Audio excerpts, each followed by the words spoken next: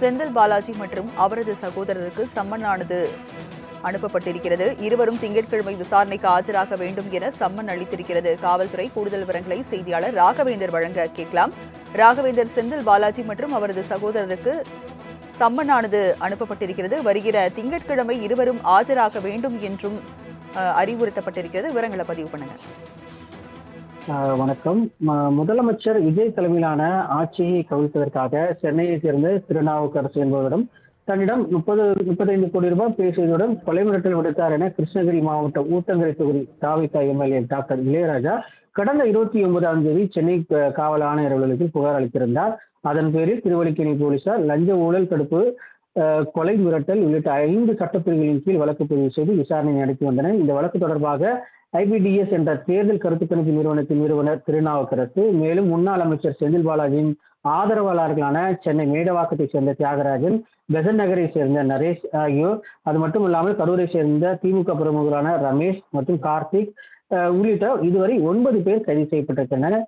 இந்த திருநாவுக்கரசிடம் விசாரணை நடத்தியதன் அடிப்படையில் இந்த ஆட்சியை கவிழ்ப்பதற்குண்டான பேரும் முதற் காரணமாக இருந்தவர் முன்னாள் அமைச்சர் செந்தில் பாலாஜி மற்றும் அவரது சகோதரர் அசோக்குமார் என விசாரணையில் தெரிய வந்ததை அடுத்து இந்த விசாரணைக்கு, அதாவது அவர்களின் மீதும் வழக்கு பதிவானது தற்போது திருவல்லிக்கேணி போலீசாரால் வழக்கு பதிவு செய்யப்பட்டிருக்கிறது.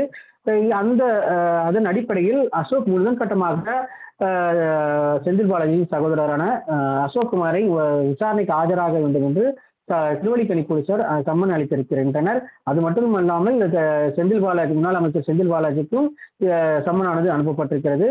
ஆனால் ஏற்கனவே செந்தில் பாலாஜியின் சகோதரராக இருக்கக்கூடிய அசோக்குமார் முன்ஜாமீன் கேட்டு மனு அளித்திருக்கிறார். அந்த மனு மீதான விசாரணை நீதிமன்றத்திற்கு 6ஆம் தேதி வர இருக்கிறது. இந்த நிலையில் 6ஆம் தேதி அன்று சம்மனுக்கு விசாரணைக்கு ஆஜராக வேண்டும் என தெரிவிக்கப்பட்டதை அடுத்து அதாவது மனு அந்த விசாரணையில் ஒருவேளை ஜாமீன் கொடுக்கும் பட்சத்தில் அவரிடம் விசாரணை மட்டுமே நடத்த முடியும். அவரை கைது செய்வதற்குண்டான வாய்ப்புகள் எதுவுமே குறைவு. எனவே ஜாமீன் கேட்டு அளித்திருந்த நிலையில் தற்போது சம்மன் அளிக்கப்பட்டிருக்கிறது. எனினும் இந்த இருவரும், அதாவது செந்தில் பாலாஜி மற்றும் அசோக்குமார் இருவருமே தற்போது தலைமறைவாக இருப்பதாக போலீசார் கருதுகின்றனர். அவர்களை தேடி வரும் பணியும் தற்போது போலீசார் தேடி வருவதாக தெரிவிக்கப்பட்டது. எனினும் இது தொடர்பான விசாரணை தற்போது சிறப்பு பிரிவு, அதாவது பல்வேறு, அதாவது திருவல்லிக்கேணி போலீசார் மட்டுமே இந்த வழக்கான விசாரித்திருந்த நிலையில் மேலும் ஒரு சிறப்பு தனிப்படை அமைக்கப்பட்டு தற்போது இந்த விசாரணையானது நடைபெற்று வருவதாக சென்னை காவல்துறை தரப்பில் தெரிவிக்கப்பட்டிருக்கு. செந்தில் பாலாஜி மற்றும் அவரது சகோதரருக்கு சென்னை காவல்துறை சம்மன் அனுப்பியிருக்கிறது. இருவரும் வரும் திங்கட்கிழமை ஆஜராக வேண்டும் என்று சம்மன் அனுப்பப்பட்டிருக்கிறது. விவரங்களை வழங்கியதற்கு நன்றி ராகவேந்தர். தாவேகா ஆட்சியை கவிழ்க்க முயன்றதாக எழுந்த புகாரில் செந்தில் பாலாஜி மற்றும் அவரது சகோதரருக்கு சம்மன் அனுப்பப்பட்டிருக்கிறது.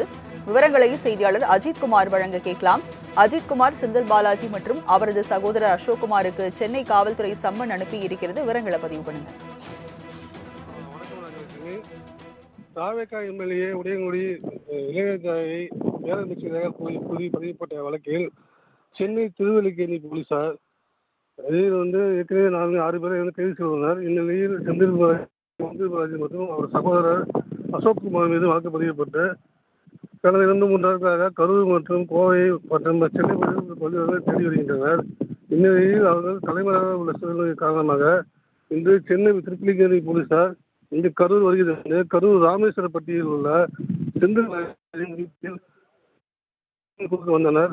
அங்கு வீட்டில் இருந்த செந்தில் பாலாஜியின் தந்தையார் வேலுசாமி மற்றும் அவர் சிறுமதி தாயாரும் சென்னையிலிருந்து வந்த திருப்பலிக்கேணி SI சீனிவாசன் மற்றும் கரூர் வன்மங்கலம் தமிழரசன் ஆகியோர் இந்த சம்மனை அவரிடம் ஒப்படைத்தனர்.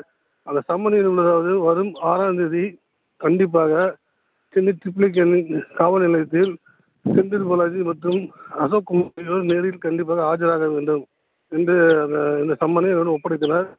இதன் காரணமாக திமுக வழக்கறிஞர்கள் பலரும் அந்த வீட்டில் வீட்டில் குவிந்திருந்தனர். இதில் வழக்கறிஞர்கள் என்ன சம்மன், எதுக்காக விசாரணைக்கு அப்புறம் தான் இந்த சம்மன் சிந்திரபதியின் தந்தையாரும் ஒப்படைக்கப்பட்டு வருகிறது. விவரங்களை வழங்கியதற்கு நன்றி அஜித்குமார்.